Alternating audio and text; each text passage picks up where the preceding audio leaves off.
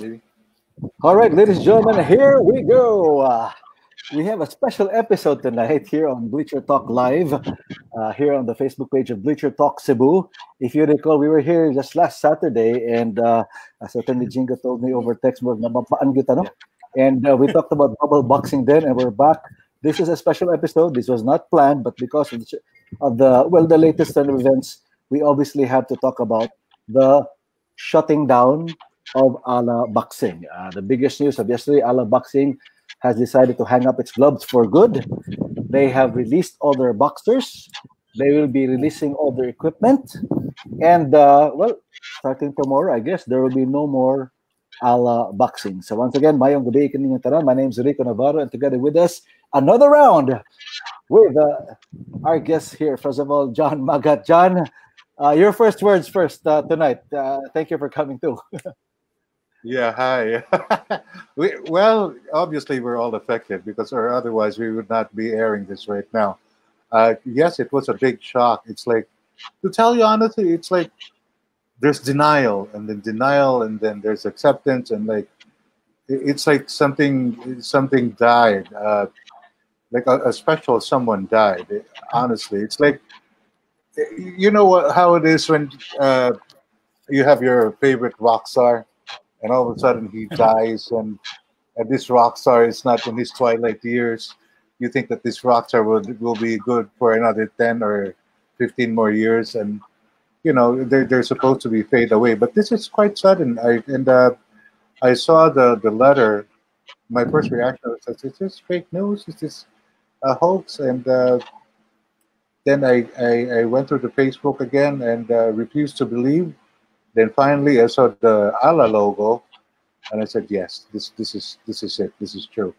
And I was flooded with all the memories of the good times and the bad ones too, and some personalities that we've met. Some are good, some are assholes, and we can never forget them too. Some of them are still around. Some of them left us already, and of course, it was just one fantastic, exciting ride with Allah. I can you just imagine of the magnitude that what they did for Cebu boxing or our country's boxing, for that matter. So it was. To tell the truth, I was in denial. I didn't believe it right away, but until now, yeah, I'm still sad. I'm still sad about it, really. All right, thank you, John. We'll dig deeper into why you're feeling sad. We'll dig deeper into why this is more than just Cebu boxing, Philippine boxing, but even more internationally. Sandy, your thoughts first as you say hello to everybody here tonight. Yung gabi ka din dyan, it's a sad day for boxing because if you talk about all of boxing, you're talking about the best.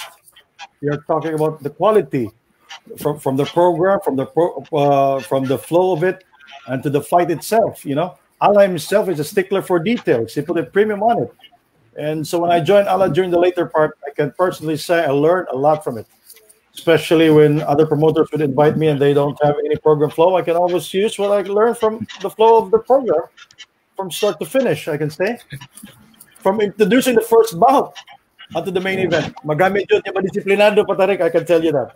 That's true. And you have to be early because you have, I'm always early because I have to write my own script. And sometimes you have to rewrite over and over again because I'm always afraid when it comes to ala boxing. All right, thank you, Sandy. Attorney Jinqo Quijano, I remember very well that at my Pride moments, when I'm done with my job, I go back there at that little corner where I can have a bottle of beer with you. And those must have been excellent moments. But again, your first thoughts about what happened? Well, honestly, Rick, sad would be a terrible understatement. As a boxing columnist, when I started out in 2006, and we are in the midst of the so-called golden age of Philippine boxing. And Allah is a huge part of why it became such. And now that it's gone, it's like there's a void. I don't know if anybody kill it, because actually, where would Philippine boxing be right now without Allah? Good point, and that's what Mr. Kuya talked about World class when I quality. interviewed him yesterday. So it's something. Well, all that and more. We'll dig into that. We'll cover a number of issues and topics here and there. But of course, thank you for coming in again. Before anything else, to those of you who are joining us here on Facebook Live, thank you for joining us on short notice.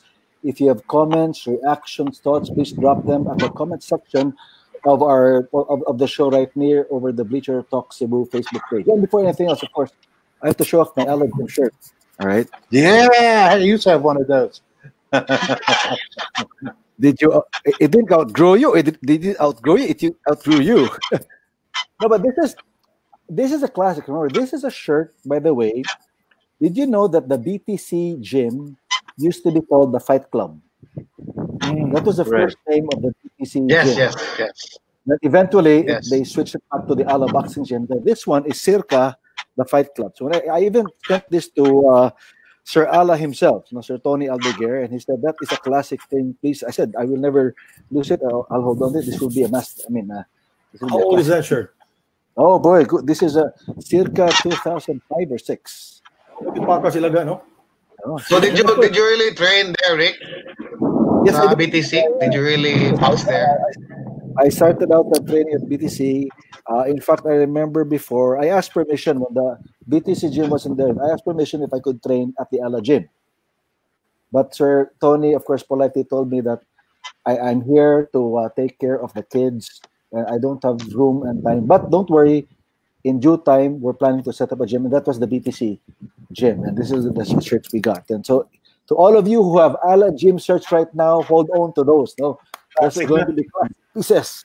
And you never know how much you might get for it in 10, 20 or 50 years down the road. All right, so let's get on with it once again. And the first thing we'd like to do right now is sorry. I'd like to read the reasons, official reasons first. I'd like to read the official statement, not all of it, but para klaro lang, and all of us can dissect this, especially the first two reasons. So here it goes. No, after 35 years, Ala Boxing, which is composed of Ala Promotions and Ala Gym, would like to say farewell and thank you to our supporters from all over the world. The pandemic and the closure of our long-time broadcast network partner, ABS-CBN, has affected the overall situation and the future of the company. All our fighters will be released so they can look for greener pastures for their respective careers. Ala Boxing would not be where it is today without the tremendous support of the boxers, trainers, office staff, fans, the media, boxing organizations, and all sponsors all these years. I'll jump to the last part when they say all these memorable events and accomplishments would not have been possible without all of you, the past and present Ala boxers, the trainers, the office staff, the media, the fans, same people group. Then we would like to thank you all very much from the bottom of our hearts for all your support the past 35 memorable years. We cannot ask for more. Here we have, and it's signed by Ala Boxing. Here we have Ala Boxing thanking us. But John, should it be them thanking us, or should it be us thanking them? Your thoughts on that, and what has Ala meant to all of us? Well, the memories will be cherished forever. I still remember the first time I went on the ring. It was my mentor Rico, who taught me how to ring announce. Being a DJ and all that, it's a totally different experience, because if you're a DJ, you're kind of loose. You ad lib and all that, and you tend to be very good with the gift of gab as you go on. But later on in boxing, you just cannot make things up. Especially when it comes to the record and all that. And I still feel the butterflies inside before I go up to the ring, and I just love that fact. That experience is really something else, especially because you spend a lot of time with these guys too. We're talking about Milindo, Bum Bum Bautista, AJ Banal. When you guys travel, you get close to these guys, and you develop that friendship along these guys. These are just, to tell you honestly.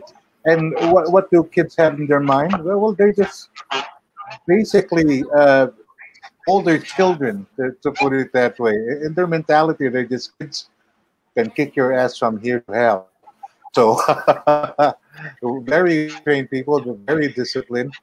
and the moments of being with them and all that, because there was a point, I think, in Manila. We were in Manila. I was with Jinqo and I was with you, Rico. I shared a room with Milan Bilindo and Edito Villamor, and we get to talk to these guys. Remember, and I told them what it's like to get hit. Who was your most complicated fighter, and what does it take to be at this level? And you tend to be personal with these guys. Even way back then with Z Gores, when he visited Y101 for Rock Bottom Radio, it was a comedy show, but they have that side too. And if you think these guys have a sense of humor, my God, you are very, very wrong, because they look at the world at with their eyes. It's if all you have is humor, then you have a lot left in you. So, well, that's my experience with Ala Boxing. And until to this day, I would say that they have set that bar really high up there on how to do a world class event, boxing event, and we will be missing that. All right, thank you, John. I'll ask that. I'll explore that point later on about world class boxing, because you are involved in events. You know what it takes. You have a checklist of all these things. Okay, we'll talk about that later on. I'll go to Sandi first. Sandi, here again. What are the most memorable moments you've had with Ala, and the impact it has had not only on your career or life, but on Pinoy boxing totally, total Pinoy boxing? Are my memories. I took my 78-year-old nanay. She's paralyzed, by the way. So we brought with us the wheelchair. Yeah, she was my date when Ala and ABS-CBN assigned me to do the main event of the Melindo versus Butler fight. And before the fight, I was at the Cebu Coliseum coaching our team, the USC Baby Juniors, Warriors. We were up against the USJ at that time, and I wasn't able to finish the game because I have to rush to the Waterfront Hotel for the fight. Hadlo magpalit. Si John, I remember, John, I texted you, John, can you do the first? Kaya kumanta first. Can you do the first fight because I will be late? Yeah, I know how that feels. Yeah, it's my first world championship fight, Butler versus Milito. When I was there watching it, 78 years old. My God, for a while I thought I was in Las Vegas, So too, we'll talk about that too. Las Vegas, world class. That's lined up in our lineup of questions. Talk about Attorney Jinqo. I remember you coming on board when Homer Saison recommended you more as a sports fan, and you have been a discriminating fan of boxing. I know that for a fact. Not because you're a lawyer, but because you're a boxing fan. Again, Ala memories. What strikes most, no? In your experience so far, now that Ala's shutting down?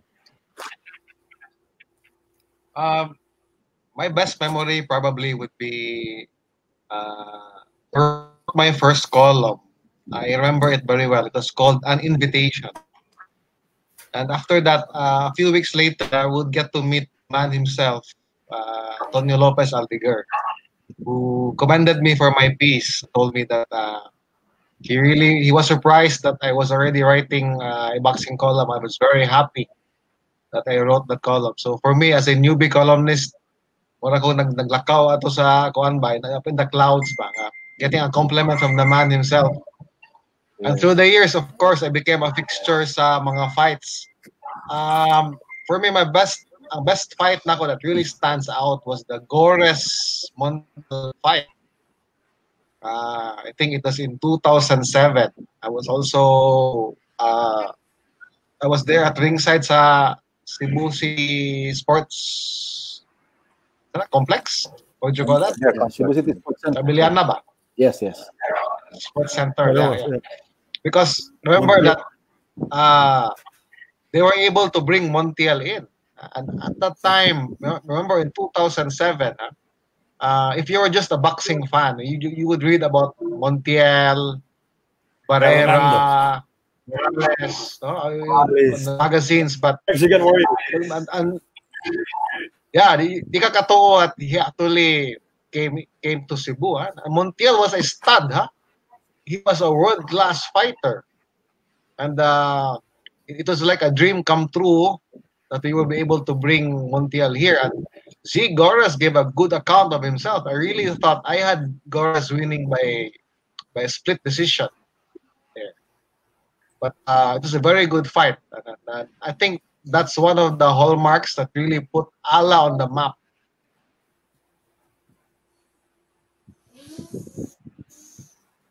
Definitely. And remember Dick Darchinian as well came over. But sige, I'd like to share my Yeah. piece because I'm the youngest in this group.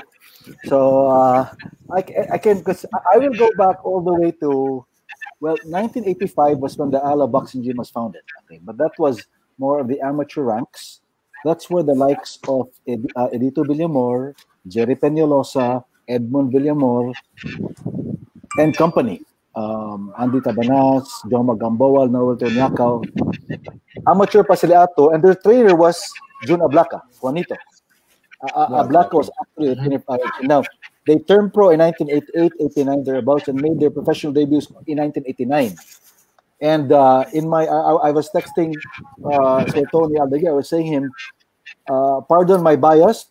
I like the new guys, but my bias is always for the old guys because they're the ones who I felt really put Ala where Ala is today. Because they started the Ala program, the first guys. Rami Kamikaze Dumpa was really a kamikaze in fighting. Jerry and Edito were the technical boxers, okay, who knew how to just, literally run circles around their run opponents and make them look like, lousy or C-rated boxers. Then through those years, remember, between believe it or not, between 1989, Edito up to the time he was able to get a world title fight, a 2-1 fight, when he was unsuccessful.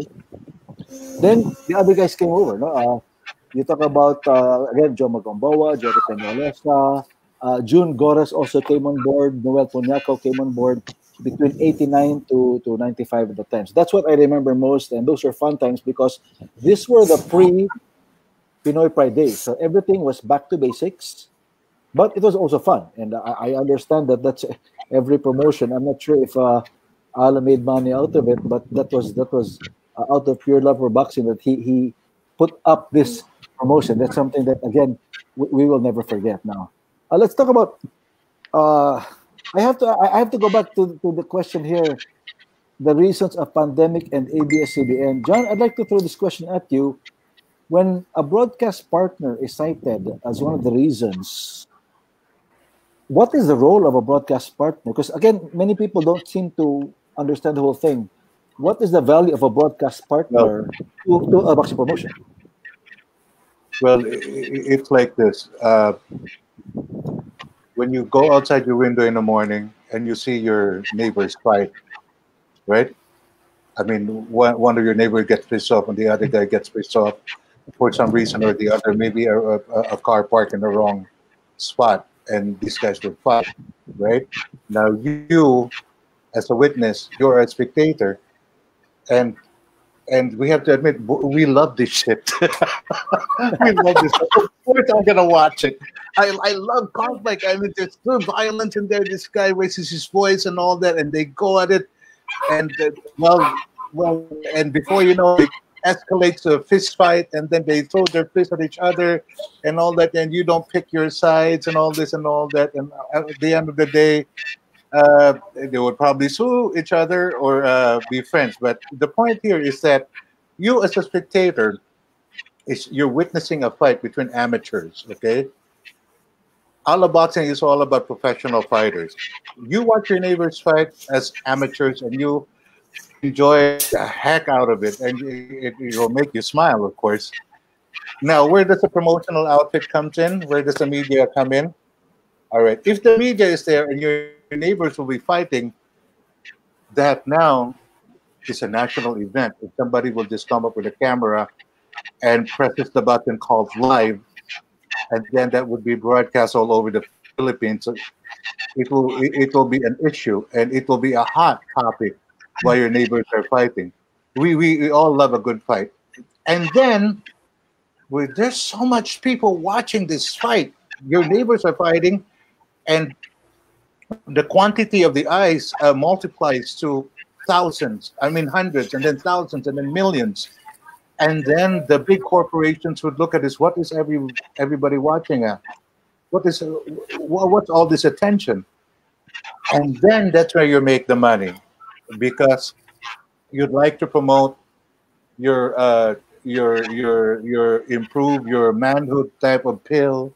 Uh, you can always go to the pharmaceutical guys, if fight like Boom Boom Bautista, erase the pain of your arthritis, or improve your health, or punch like Manny Pacquiao, or you can always the endorsement, of course. All right.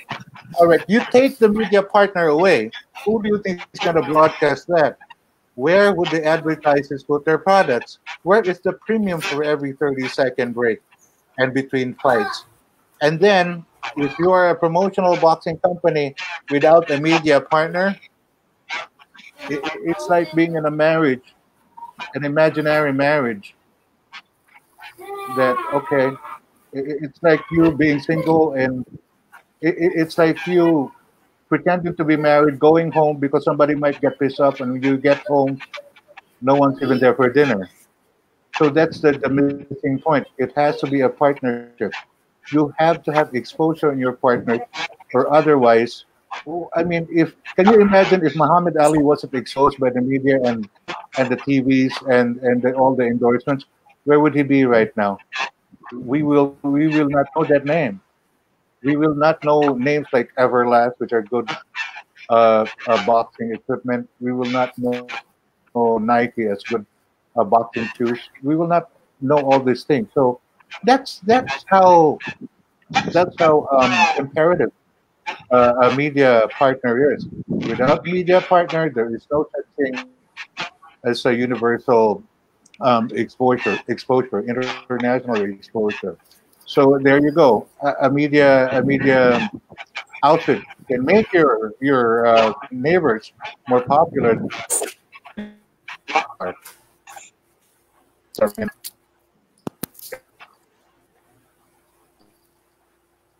Okay, we're losing John a little bit now. Sige lang. Okay, we'll move on to that next question. Now, I'll go to Atty. Jinqo. Atty. Jing, the question here now is, in that statement, it mentioned that there are two elements, no? The ala boxing gym and ala promotions. Could you please share with us the difference between the two? That these are two different outfits, technically, legally and technical speaking. Ala promotions and ala boxing. Why the two different outfits? Oh my God. Okay, We're off.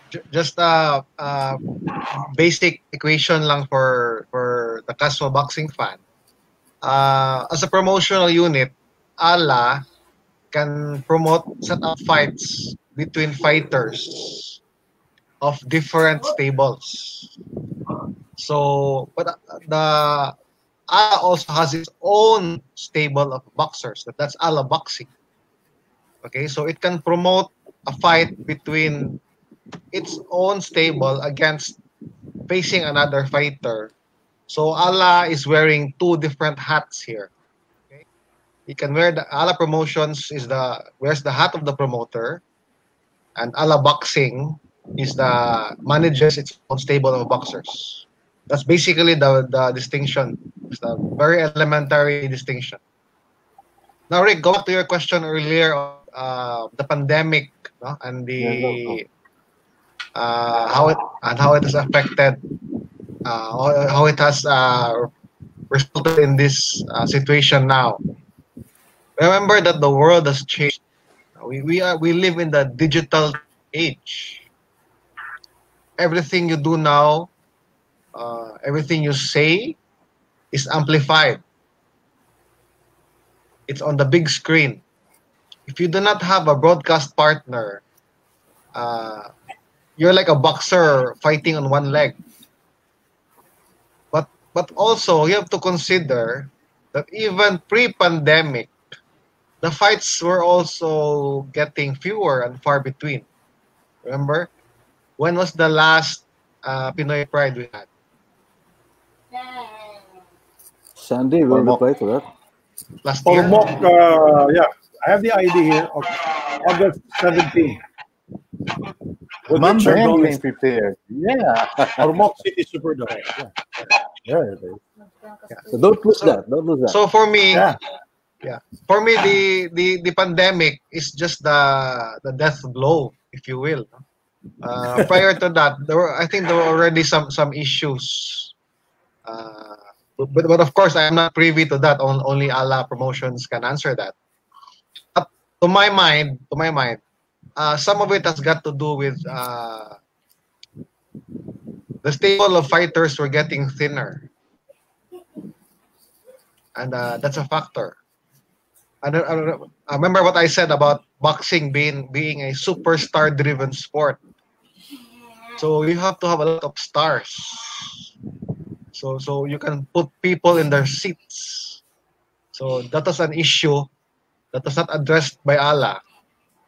Remember, Donny Netes was already sitting on the sidelines for almost 2 years already. So there were probably a lot of factors, and the pandemic was the coup de grace. The death Sad blow. to Yes. say. Can I add something? Yes, go ahead, Sandi. Your turn. All right. I learned this from Coach Yayo Alcoseba. When you play there in that arena, daghang tao, 3,000 kabuok, or maybe 300, or maybe 3 million, but without TV. And then you put a TV there, or a broadcast team to cover it, even if it's delayed. All of the Philippines will see the basketball game. Just like that. If you don't have a partner, kamura dia ang sa sitio or sa barangay, ano kita na fight or basketball or boxing. But if you have a broadcast partner, everybody can see it. I said it before. I posted this on Facebook that this pandemic or this coronavirus will bankrupt more people than it kills. That's the principle of business. If you're not earning better, close shop. And you may love what you're doing, you're passionate about it, but that's the reality. You have to protect your own. You have to protect your wealth. Jinqo. Yeah, I'll throw this question to anybody right now because if the ABS-CBN, assuming it was still okay, it was still active now, but remember, even before the pandemic rather, the boxing promotions of Allah had slowed down already, and people were looking at probably lack of sponsors coming in because ABS-CBN will have to pay the TV rights to Allah Promotions. For anybody to answer this, can we confirm how much sponsorship is needed? Do you really need a lot to stage it, and how things slow down? And why would sponsors suddenly disappear? I guess is the question. I'll throw this to anybody now for that.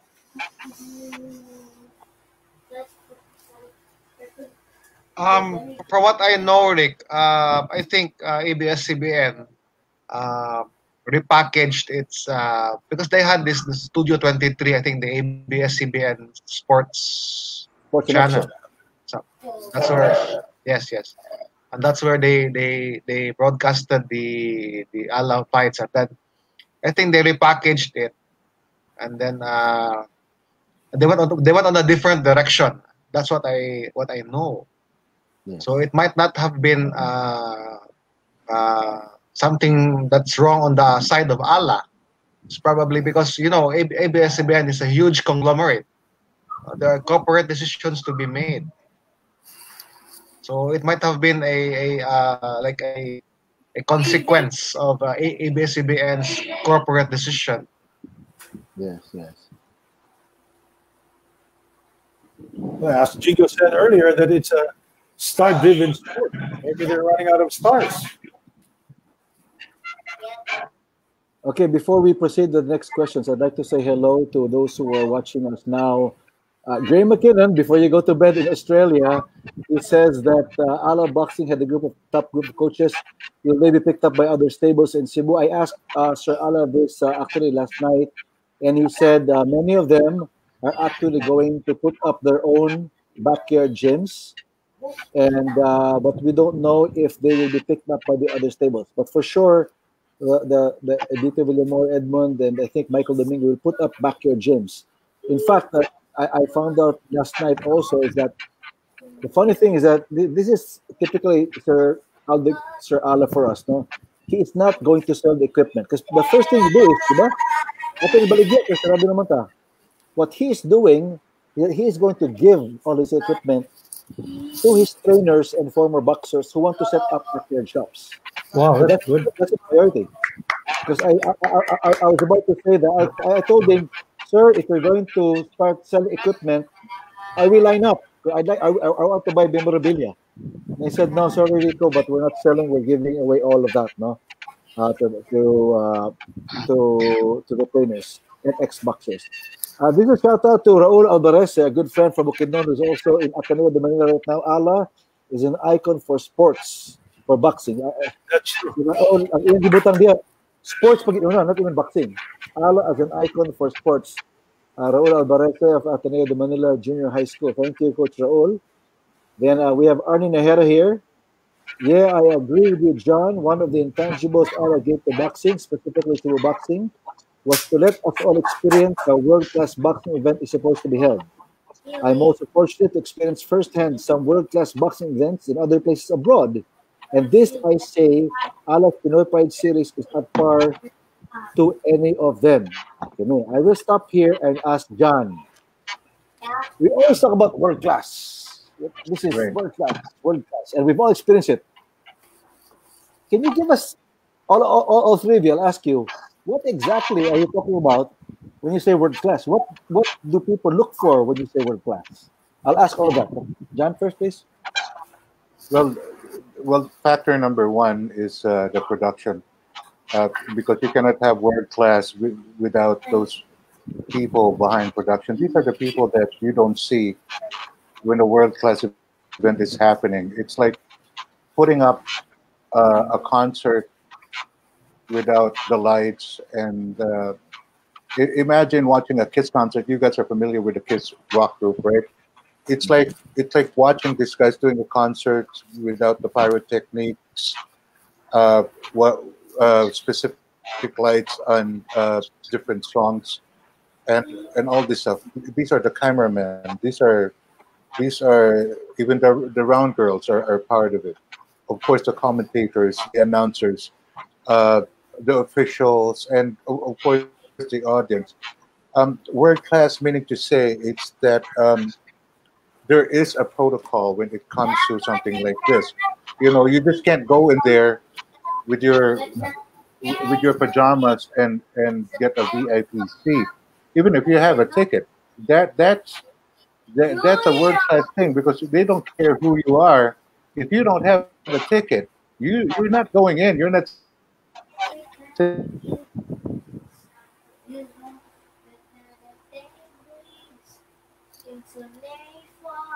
Okay, we're losing John, but sige lang, let's hold that. Let's hold that for a while before he comes back. Okay, I'll go to you, Sandy. Again, world class. What do you see? Well, what are the things that you notice? I said it earlier that I came in the later part of Ala boxing, but it was a memorable experience for me. But when you talk about Ala boxing, kung naas lang event, Rico, imagine how many press conference you have to do before that fight. Diba? Daghan kayo. My first event with Ala was not I was not the ring announcer. Hello again. But I was a commentator for English for Mexico with Anton Rojas. That was my first gig for Ala, for ABS-CBN. I'm going to ask you this. Is ABS-CBN and Ala, are they the first promoter to go live on pay-per-view? In the Philippines, yes. Yes, in the Philippines, yes. That's world class for me. I mean, I was broadcasting with Anton Rojas. The other side, they have Ronnie Nathaniel and Ed Tolentino. Me and Anton broadcasted live in Mexico using the English language. So that's world class for me. And as John said it earlier, you have to bring your ID or else you're out. You have to be prepared at all times. They're the best, I can say. They're the best. You have to be prepared. You have to be early. You have to be disciplined. That's world class for me. Rico, makatakod ba? Ang ilang bitang style, makatakod na. Dito ako, ano ni ba, Malita, ala ni ala, you know? Yes. Attorney Jingo, world class means dako sa nagasto. Ah, yeah. Yes, yes. To add to John and Sandy's point, no, ala set the bar high. It was the standard, no, and they were able to be at par with the world class promoters like Top Rank, Golden Boy. I was fortunate enough to watch Manny Pacquiao live uh, in in China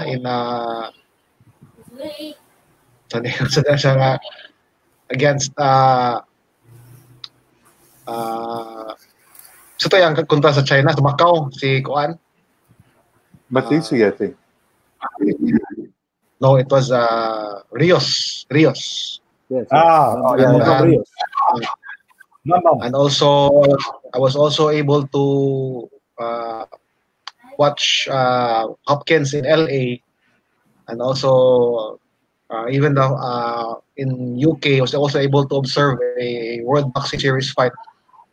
I'm proud to say ka-level yun ang ala. It's I mean if you woke up suddenly and you're in the middle of an event and you would say I could be in the US right now if you are in an ala promotion event. So, sayang gid kayo ang it's a huge loss gid to Philippine boxing. So, Attorney Jingo, you're telling us because you've seen it also done outside the Philippines. Correct me if I'm wrong. Yes. And I would like to add that this takes a lot of practice, if I may say, And as you said, Rick, because Allah has the experience. They've been here since how long? When did they start live events? Live events would be Pinoy Pride. That would be Pinoy Pride. Or are you referring to even just regular events? That would be 1989 for the pro boxing. Yeah. So that takes experience. No? Experience is the best teacher. So, and then it's good that Allah can impart that knowledge to other promoters, because we have seen how it is supposed to be done.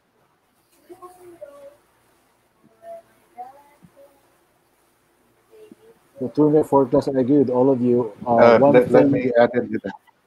Go ahead, John, because we lost you earlier. Go ahead, please.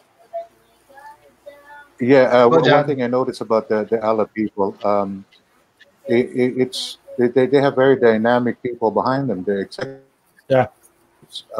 and even the ladies that work for them recently are the ones with objective and discipline, and it comes with very dynamic decision makings, because sometimes there are decisions that you have to make right on the spot, and you just don't make the right ones with that experience.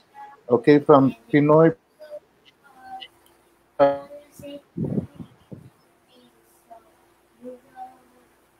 in every event, and they learn from it, so the next event is a lot better than the previous one. So they quite run a tight ship, and with the because if you talk to Tony himself, to Allah, I mean, he would tell you that puto bro mo diha, unsa may sundod niya, manini lang ta. You know, he's always putting the bar higher than the last one, because without that, there's no improvement. I mean, if you look at the Aldigars and what they're doing in their side businesses too, the reason why they're still around, because the foundation is very strong, run by a family who has the right business acumen and attitude, and most of all, the discipline to do it. So there you go. The other events from, even if we do small events, right, Sandy? If we go to the provinces, if it's an Allah event, this is a certain dignity to it and a discipline. There's always discipline to their fighters. They always behave in a certain way. I mean, there's a time to fool around. There's also time to be serious about it. And boy, oh boy, did we learn from that. I mean, to a point of making our nation proud for doing so. Now, Kaya de sa Pinoy, not only in Vegas, but most of all here in Cebu too, the heart of our nation's boxing, and we I are a big remember. part of that. Thank you, John. I remember very well when Michael and Sir Tony talked about the Pinoy Pride when they launched the Pinoy Pride series, and they said they wanted to be world class. And true enough, the experience of all of us here was kind of getting the first time we entered a Pinoy Pride event at the waterfront. Murag, wow, we were wowed by the entire Yeah, thing. Everything from the lights to the cameras. And I can tell you right now, for the ring The smoke announcer machine. to stand on the ring under TV lights, you're actually sweating a shitful underneath. Correct me if I'm wrong. definitely, Because definitely. lights. But you deal with it because you're in a world class event. And everything from the red carpet, the cordon, the area for press, then even the little things, even the nameplate, the nameplates for the people, the VIPs. So these are the little things that made it really count. All right, let's move on. I want to show you guys a few more comments here. Gray McKinnon cited here. This is so true. Bidoy, by the way, Bidoy is the nickname of Sir Tony Aldegar. No? Is a Cebu Sports Hall of Fame recipient for his support of both amateur and professional boxing in Cebu. So true, Graham. Thank you very much. Don't go to bed yet. Then here, Raul Alvarez comes back to us and has this opinion to resurgence of other sports like volleyball shifted sponsor priorities. You know, this makes a lot of sense. Anybody want to comment on that? Because women's volleyball is really going strong. Huh? Before I go to my next question, anybody want to comment on that? That the priority is going into other sports. I would Team agree. sports. As I mentioned earlier, it was a corporate decision on the part of ABS-CBN. So that's probably it. There's resurgence of other sports that also merit equal attention on the air. Yeah, that's true. All right, let's move on to the next series of questions. I don't want to be stuck here to world class event. Eto, kini, I will put you guys on the spot. You have to give me a very good answer for the crowd here. Ala boxers. I know there are many of them. Who to you are the top, kamuy bahala, top 4, top 5, top 10 ala boxers that you've ever seen, past and present? John, go ahead, please. Best ala boxers. Well, I always like uh, AJ Banal and his style because he was so sharp, and he was sharp. I thought he was really gonna go up there till he took a punch, a serious punch, and that's when my heart really sank because he wasn't just only a boxer. You spent a lot of time with this kid, and along with that, with his dreams. And when he fought Concepcion, I thought it was going to be over in the first 4 rounds. But then again, something happened along the way, and then we were disappointed by AJ because he would take a punch and we blamed it on the coaches.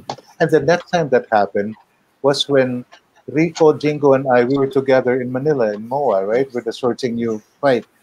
I mean, we were in the same hotel, and I talked to this kid and said, well, this is your time. Don't waste it. This is your second time. Then he was confident enough to, sir, not a second loss in this fight. But what happened was really disappointing. And what happened backstage was even uglier. It was an emotional. There's an emotional. This kid was sobbing. He was crying like a 4-year-old kid, and Donaire was there to console him, and to see something like that, it just breaks your heart. So AJ Banal is in there as a boxer for me. Milan Milindo, which I love his style and his counter punching, and this one guy who trains like anything. And on our flight back to Cebu, I was talking to this kid, and I can see it in the sparkle in his eye that this kid would really, really be a world champion someday. And his ambition was to be a lineal champion. He would take everybody's head off and be what he is. All right. So I have AJ Banal, I have Milan Bilindo, and well, a special mention, by the way, to Intor. Thank you so much for the entertainment. Oh yeah.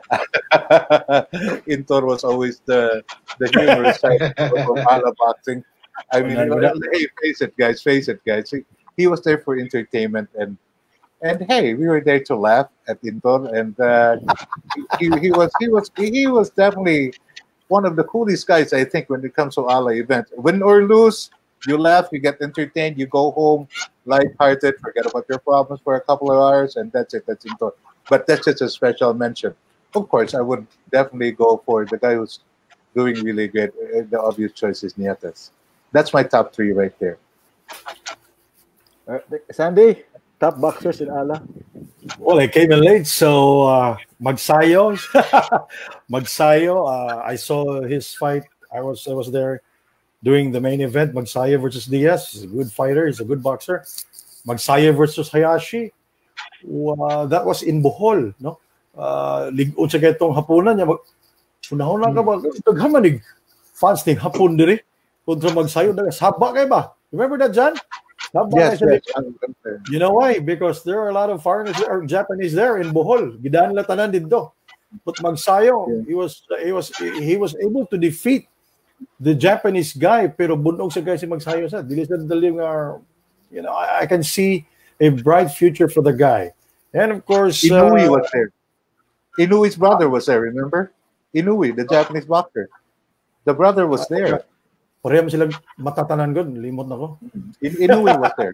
The brother. Yeah. Inui's brother was there. Geo Santissima.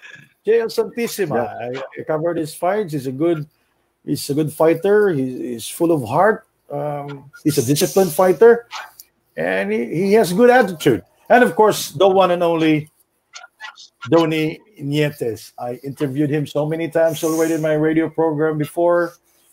He's a good man. Ang problema lang ni Donnie, forgive me, Donnie, if you're listening right now. If you talk about kalabitang, dili mo siya bara-bara, guys. Di siya bara-bara ba? So if you promote a guy nga di bara-bara, maglisod bitaw ang kining promoter. As Jinqo would say, it's a star-driven sport. You have to have a brand name for it in order to promote it. But he's a good fighter. He's a very tactical fighter. He can adjust his style in the middle of the game, in the middle of the fight. It's a good one. That's it, Rico. All right, Atty. Jinqo. Top three for me would be, number one would be Jerry Peñalosa. Absolutely the best for me. He's my favorite Pinoy fighter. Excellence, it's the southpaw with the defense and the counter punching. I can never forget that left hook he landed on Johnny Gonzalez. The Pinoy versus Mexico fight. Yes. Number two would be, of course, Donnie Nietes. No, everybody loves Donnie. What can you say? He's our longest reigning world champion. Like fine wine, he got better as he got older. No? He was able to adapt. He was able to transition, and he became a very cerebral, very thinking fighter, and that's what made him so good. His defense improved, and as he moved up to the weight classes, he was able to retain his power. Really, a very, very dangerous mix of power and skill. And third for me would be Z Gores. Unfortunately, he was one of our casualties in pro boxing. But at his peak, he had Montiel swinging at nothing but thin air.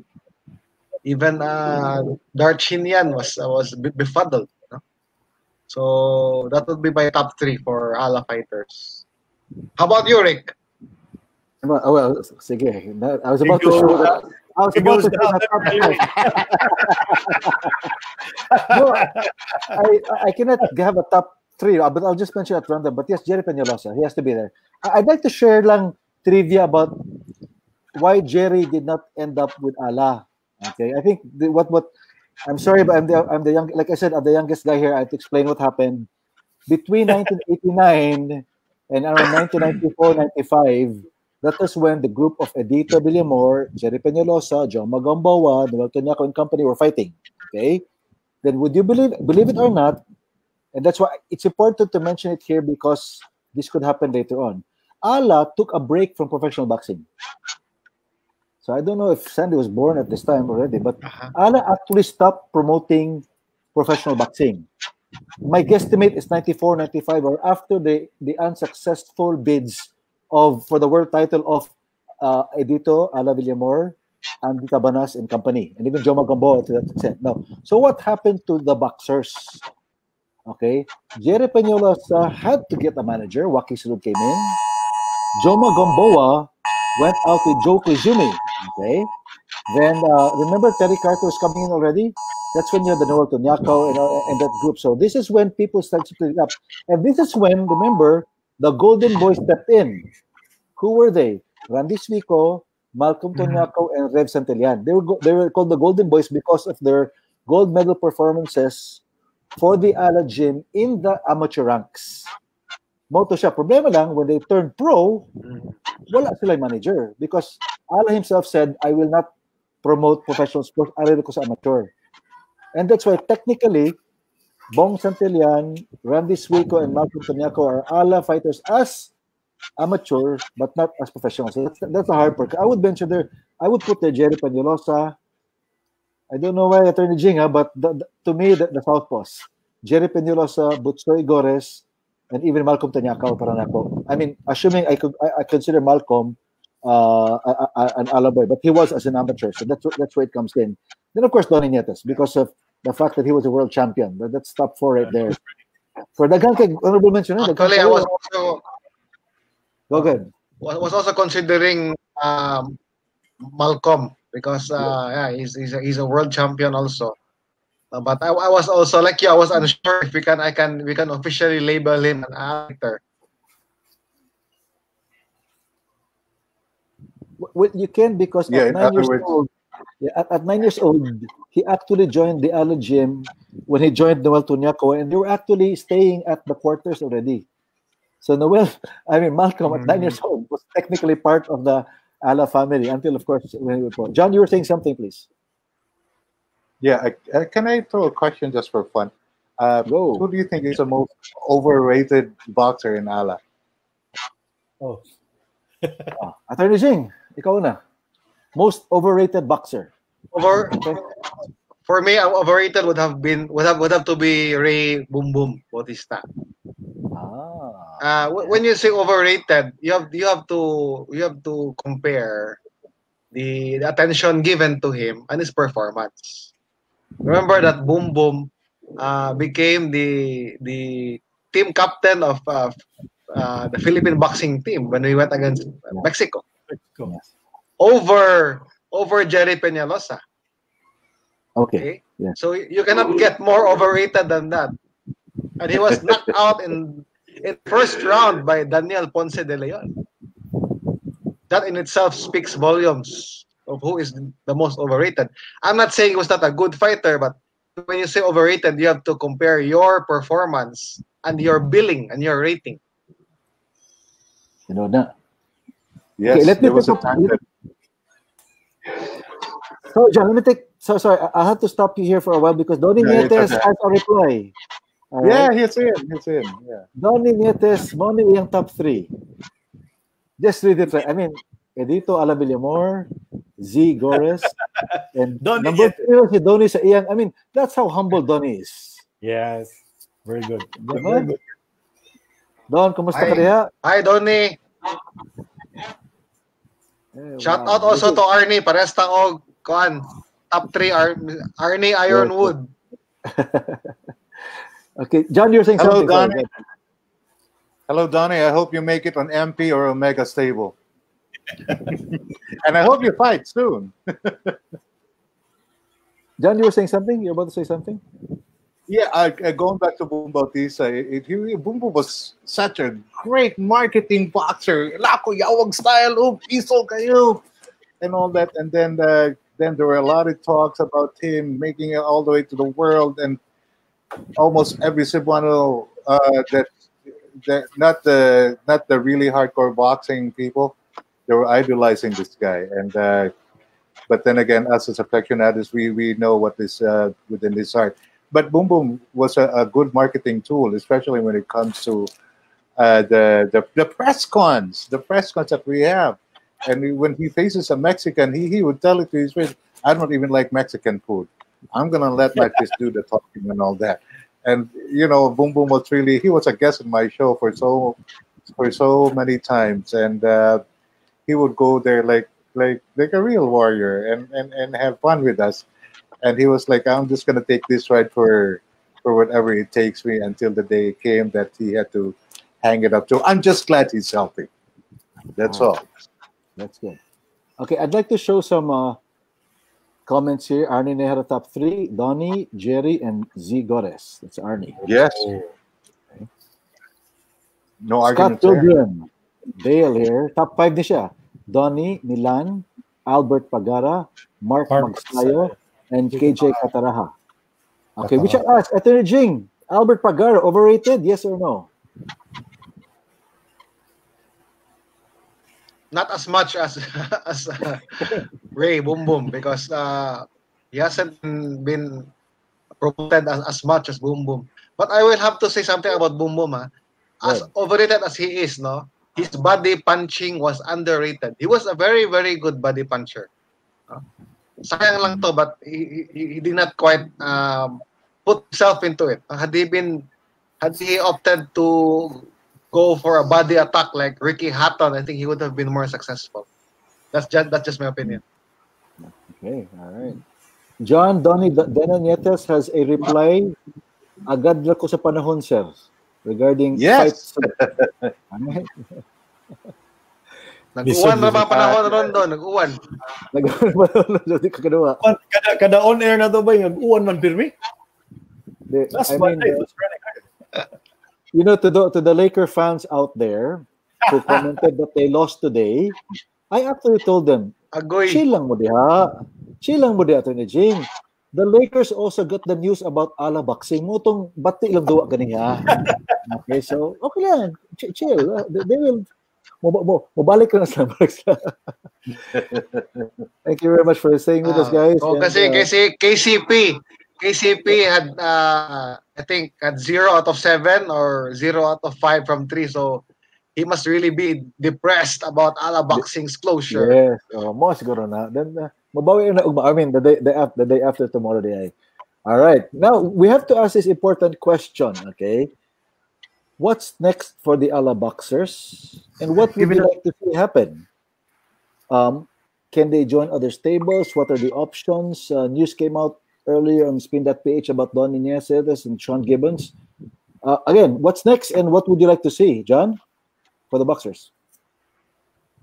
What's next for ala boxers? Well, I really do hope that they deserve the right stable.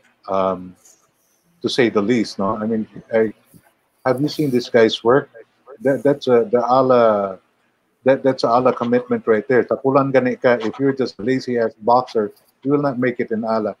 These guys are luoy ba luoy, because this is the only thing they know. This is, to them, it's survival. To them, it's this let their body and their ability do the talking, and any of 4 of us cannot do that, not even for a minute or so.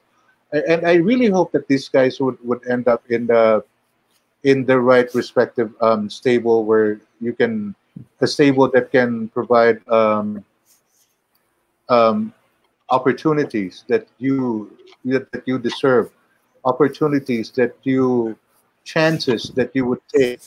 And if that chance would come, of course, you're going to grab it. I hope you end up in stables like Omega, Big Yellow, or MP, and grab that international limelight that any of our boxers deserve.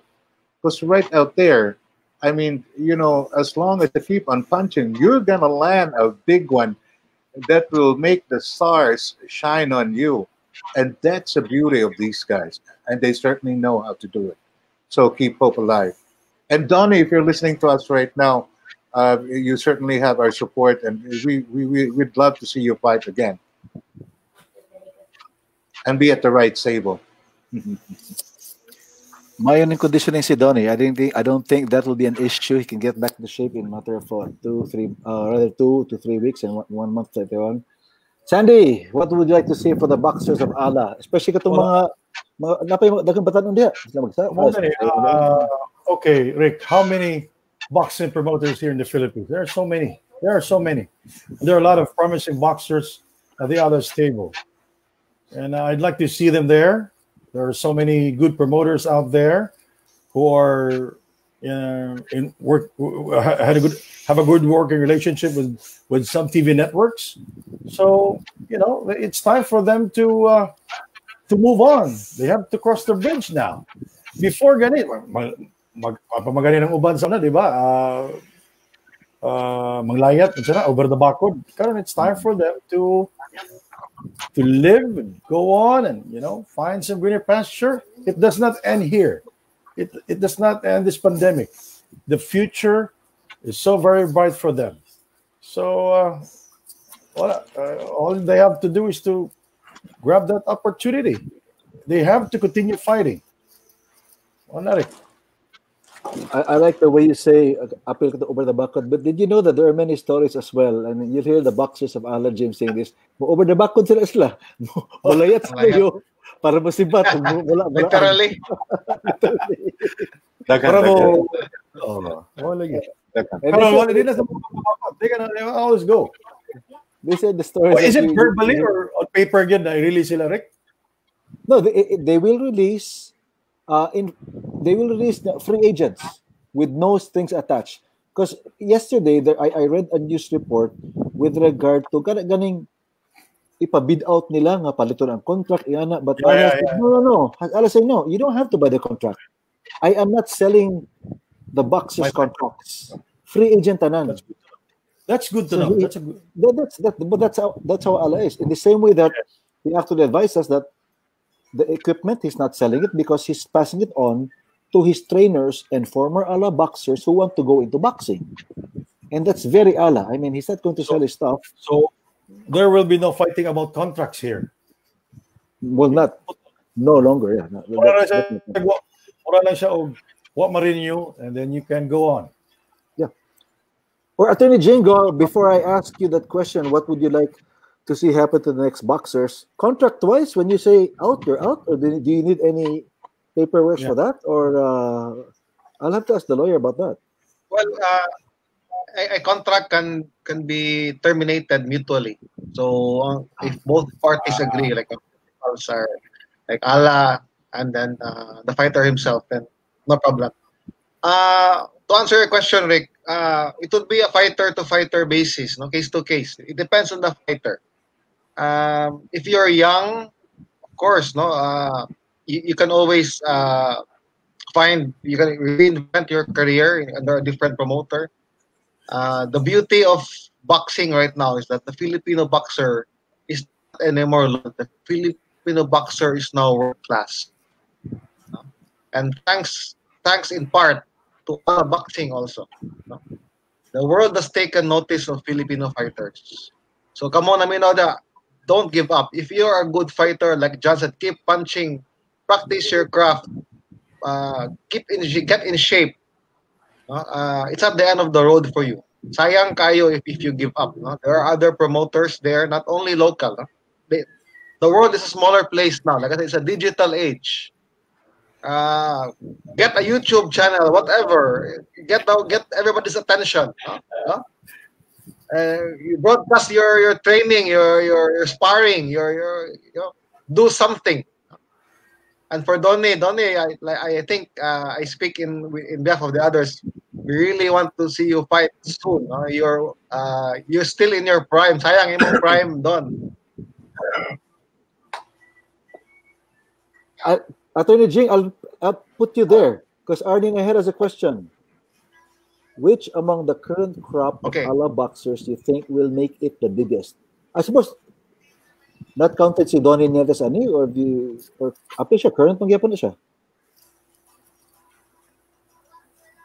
Maybe he's referring to the younger ones. Most likely younger ones.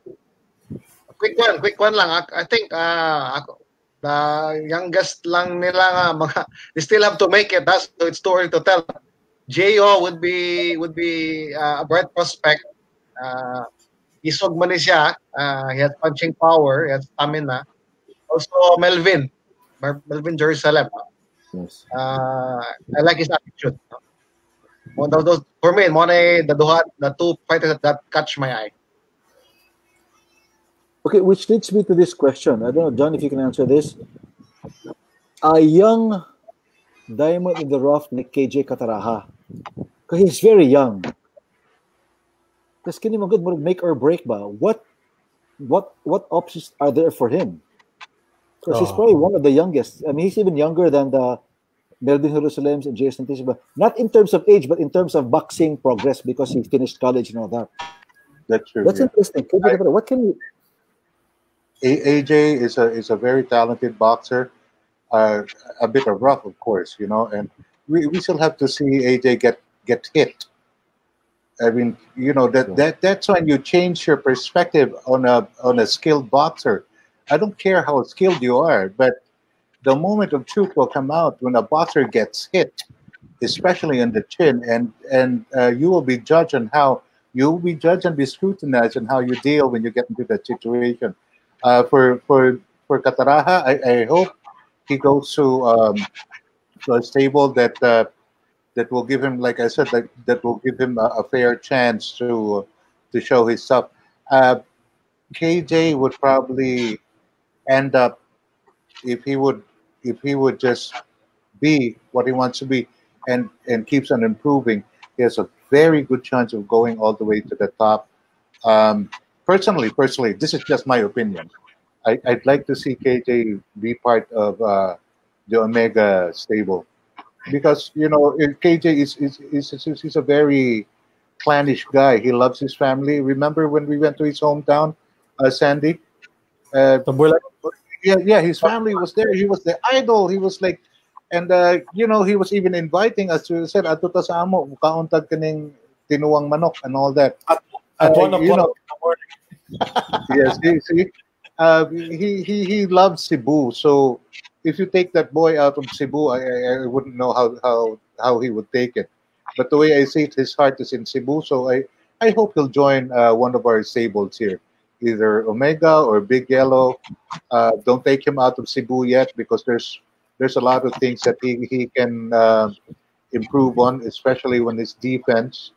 In his defense, you see a lot of loopholes in his defense, but the kid can move, and I love his footwork and his ring intelligence. He's just there, but more and more training, more training and experience. So where would he go? I'd like to see him. My own opinion again. I'd like to see him in Omega. Okay. That's because Scott Pilgrim or Dale. I agree with KJ Kataraha being a diamond in the rough. He has power, technique, and IQ. And as John said, what pa nakatilaw igo, masakit. Then we'll find out how tough he is right there. Okay. We have a question from Gary McKinnon. How many boxers were there at Ala Gym, amateur and professional? That's a very good question. I wonder if there's a database of all of them who have gone through. I'll share with you an anecdote. No, we had the press visit to the Ala Gym once. It was, I think, mid-afternoon. Now, it was one of the first times, probably or my fourth time in the gym, and they brought us around. I think it was GMA interviewing somebody. Then we just went around, and the speedball was there. Then, of course, the Sir Tony asked me, "Rico, do you know the speedball?" So, yeah, I know the speedball. Then I went on the speedball. Then I heard people in the quarter say, "Huy, natugid diri." Then Sir Tony, so today, nangatug sila, pahuway na sila. Oh, sorry. Another incident na kinigid, ganing, you can't imagine it will happen to you. I mean, this isn't private.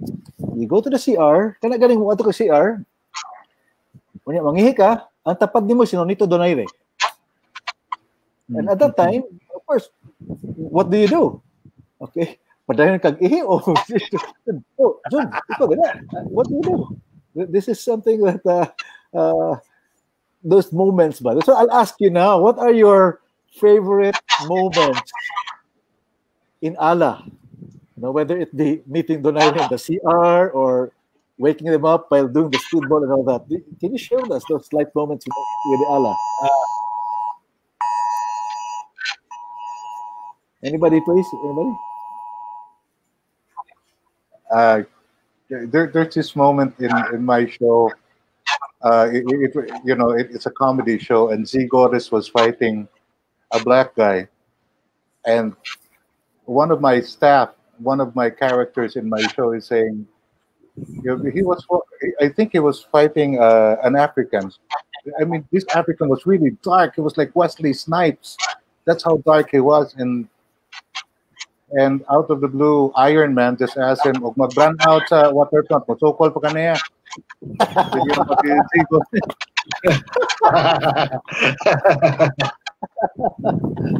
All right.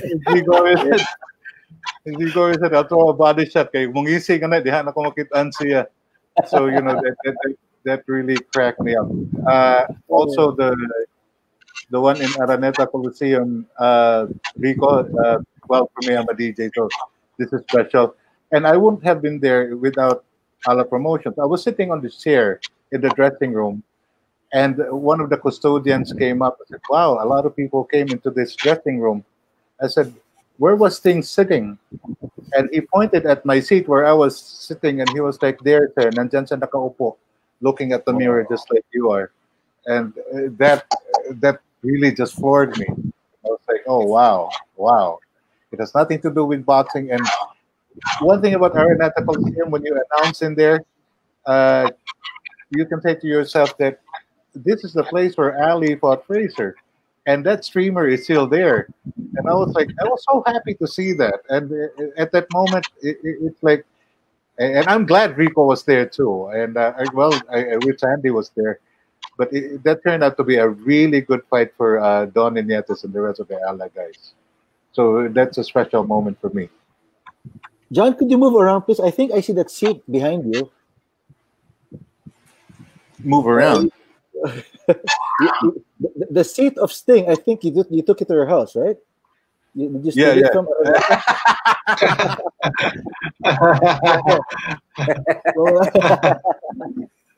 Sandi? No. I wish I could do that.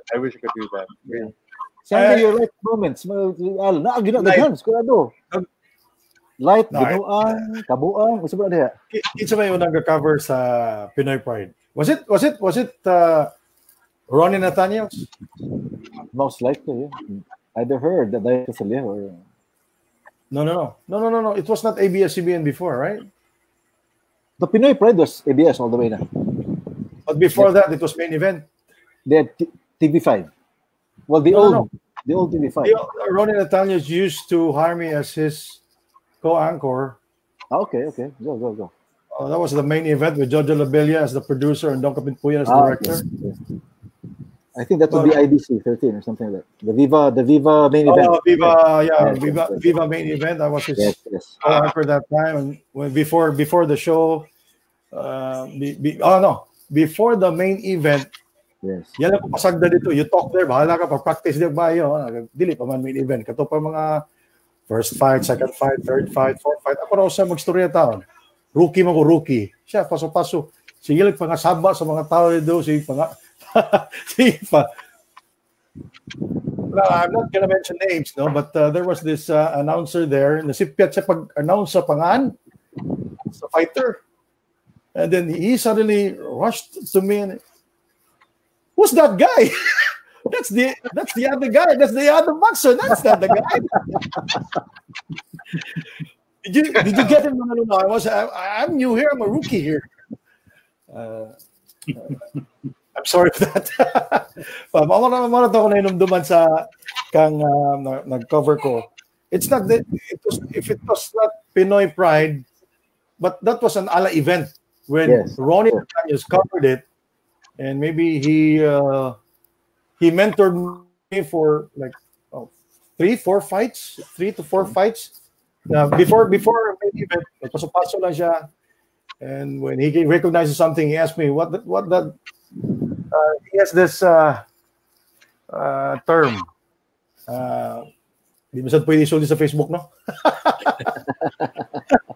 Mamalikas mo doon sa Daniel, you know. May his soul rest in peace. But naghagog na yan yung ko nakatungkod sa pag-cover og boxing with Ronnie and Ala, of course, because sila may una gid na nag-cover og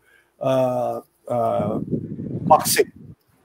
Dili pa to Pinoy Pride. Di pa gid it was always in Mandawi.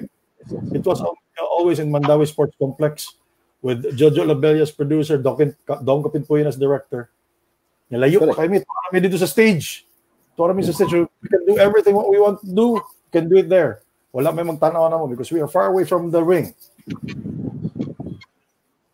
Lingon, I'd like to share that this for the record, Pinoy Pride had 46 editions. Okay? Or what was the last? 46. Okay, 46. Now, even before Pinoy Pride started the series, there were already different partnerships. I remember when Noli Ayala was with TV5, they did one or two. One Araneta, one in Cebu. And of course, Viva Main Event would come in. Anytime that there was no TV partner, Ronnie Nathaniel would come on board right away to take over the TV spot. Yeah. And a few others. So this was the start. This was the prelude to Pinoy Pride. And that's where it helped build up, having said that, I'll share with you a ring announcer bubo that I myself made. Partly, but I couldn't say it's my fault because has it ever occurred to you that this is believe it or not, the AJ Banal Rafael Torito Concepcion fight. That was I received the announcer's card. I announced the wrong round of the knockout because it was what was written on the. Diba, kita mo good. We cannot. It's like reading a script. I realized I was wrong, but just when I was about to announce it, but of course I cannot change it because our job is to read what's there. You cannot change. Yes, you cannot change it. But the thing is, after I announced that, people yelled at me, "Oh, sayop na Rick." Correct. I mean, I think it was 9th round, and I announced 8th or 10th. Basta, if he lost in the 9th round, I think I announced 10th or something like that, no? So the thing is, this happens to us. Pag naog sa ring, tanang tao, gayaw ko na ko. Rick, sayop ba na Rick? Why? Because of the betting. There were bets now as to what round. Betting? There were, ang mga pustaan niya to na sa Jing, asa to'y, ang pustaan ay kung what round it will end. And remember, ang announcer may basihan. So I could have been benched. No, dito niya. Wala, may nakasuwat. Oh, it's right here. Until na-clarify. Of course, it was obvious because everybody knew the round that it happened. I guess, sayop sa langgam. Nagwala lang uban, tungod kay napili si Banal. I mean, everybody's expecting Banal to win, etc. So that was just part of the whole thing. Atty. Jinqo, yes, go ahead. Ito yung buntag na boxing, no? Itong buntag to, itong kang AJ Banal. Morning to a fight. No. Evening to evening. Evening. Dili ko tong morning siya na fight. Cebu Coliseum to. Morning lagi na fight. That was a morning fight because it was beamed live. That was a morning fight. So, no. AJ was evening. AJ Banal, that was a morning fight. AJ and Concepcion, no. That was an evening fight because they had to close the streets that evening. Yes, I still remember that. Cebu Coliseum. Yes, Cebu Coliseum. The morning fight was something else with Sam Giuliani, I think. That was a Sam Giuliani card or something like that. That was AJ Banal, morning fight. There was no online betting, but there's inside betting inside the venue. Atty. Jinqo, your mga off moments, mga lightest moments that you remember very well, that malingaw sa tananda. Si John, nag-mention na itong Araneta Center event. No? Mo sana ako may dumaan. It's very funny because for some reason, when we were piling up into the vans, si Dodi Boy Peñalosa and his fighter, I forgot the name. Basta nang fighter siya sa was supposed to fight in the second bout. Anyway, dito siya nasagol sa media. For some reason, no? So, unya kay ang driver sa mong van, Bisaya, nasag. So, nilapas na may sa Araneta. Ako nakita, I saw Araneta kay I went Dako, maganda dito ako sa UP ng college. So, ito ko. So, ito ko nga, araneta naman to. Diretso me. So, wala ko motive because I thought nga, maybe na pa may kwaon nga personality or what. I mean, who am I to say that the driver na sa agnak ka? Naabot na may o Fairview.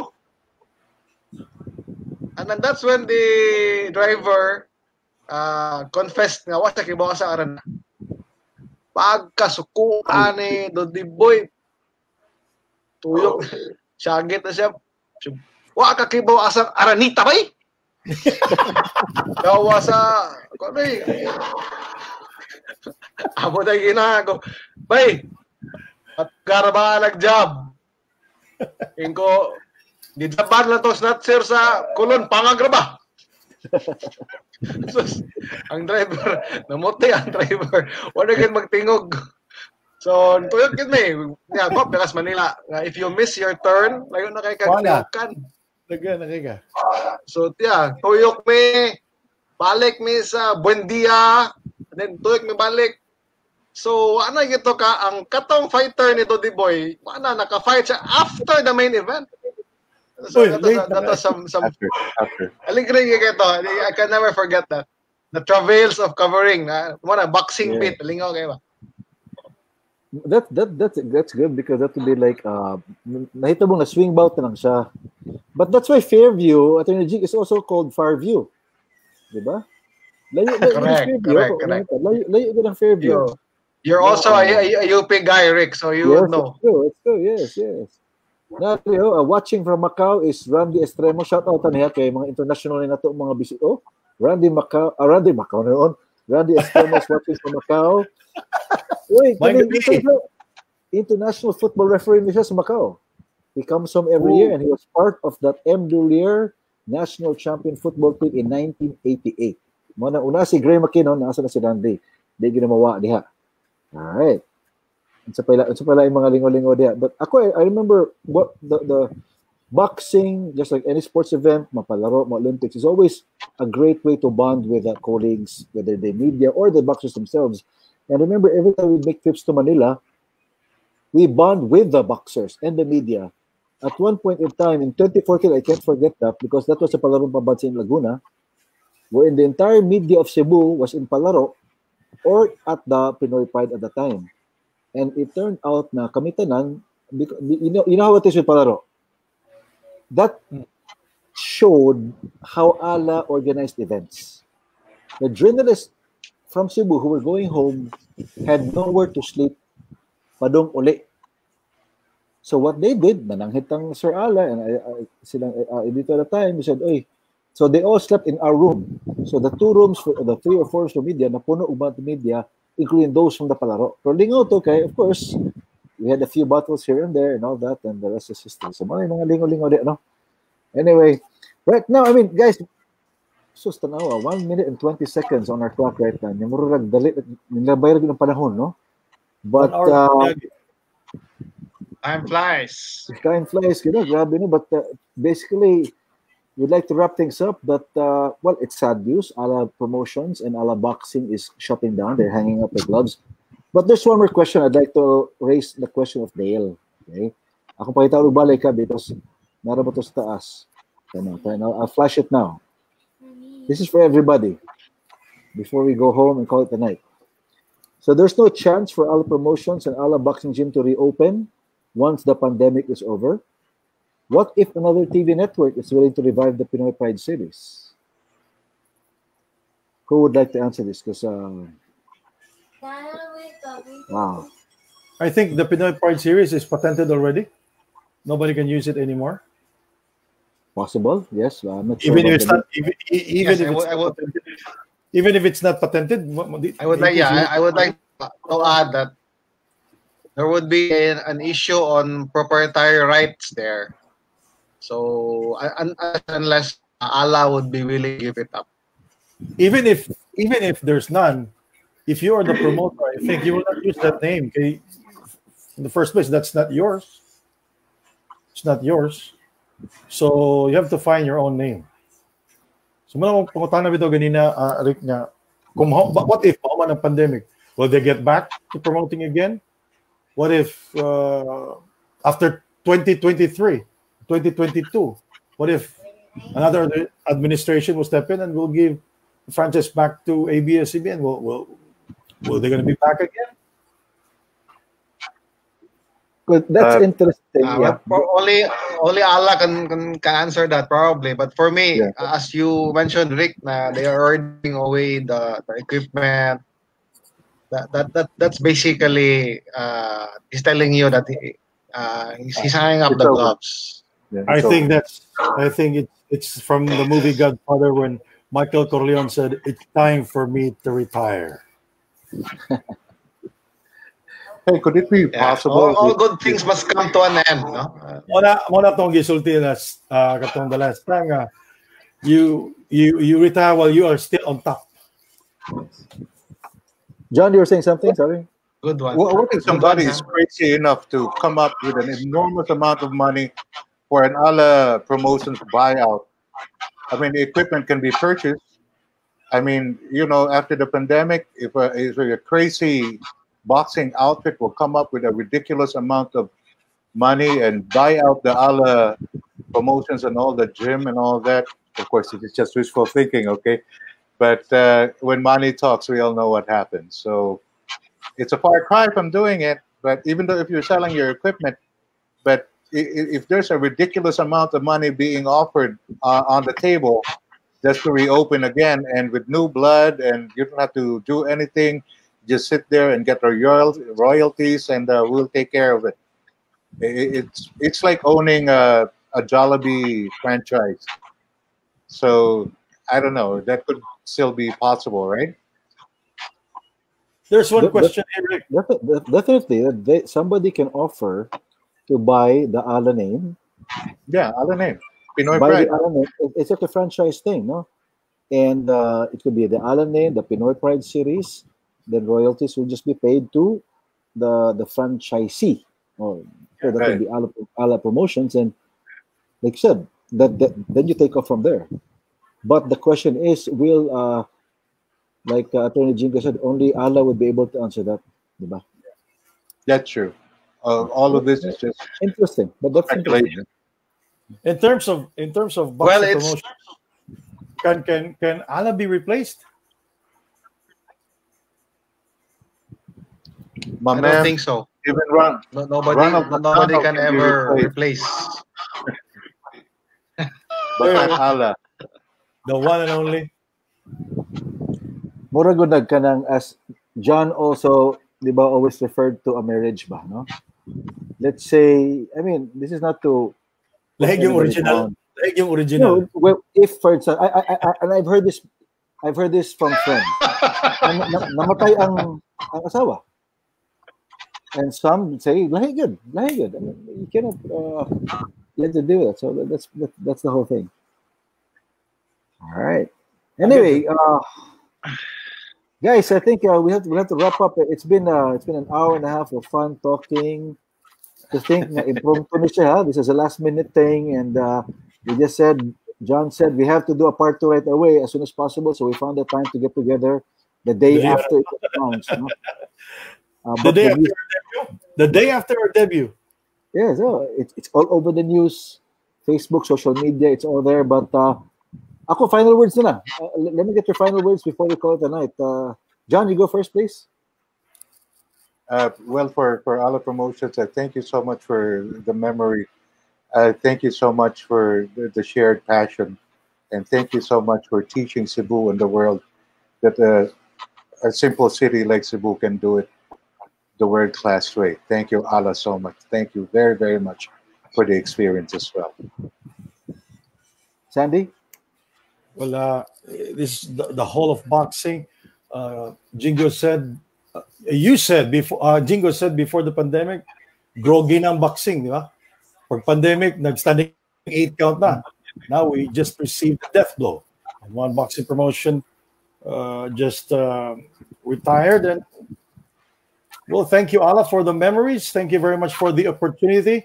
For me, that was a big deal for me because I was part of it for 7 fights and 6 main events. It was something for me that I will cherish for the rest of my life.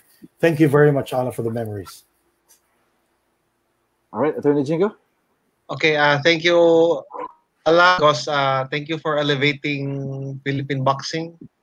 And I think all of us here are proud that we were able also to contribute to that journey. And thanks for the memories. And cheers, everybody. Cheers. Life goes on. Cheers. All right, thank you guys, and well, we wrap everything tonight. Thank you for coming again. The message here again. Thank you very much, no, Allah, for all the memories. Like I said, I'm the youngest kid here. I was with him since 1989, just monitoring from Edito Villamor all the way to Prince Albert, J.S. Santissima and company, and it's been a nice ride. But this closure should open the doors for the rest to step up. I'd like to see all the other promotions step up, not to replace Allah, not to match Allah, but to keep Pinoy boxing alive. So with that, thank you guys. Thank you so much for your. Thank you to all those who stayed with Fight us on. for an hour and a half. Fight on, ta laban lang. Mayang gabi, kanina tanan. This is Picture. live. Picture. Sabi ko picture. Ako mo yung picture. Hindi ko post ba? Okay, one fist. I'll do one fist. I'll do one fist. Then we'll take a picture, okay? One fist go. 1, 2, 3, smile. Saba. 1, 2, 3, smile. Got it. Hey guys, good night. All right. Good night. Good night.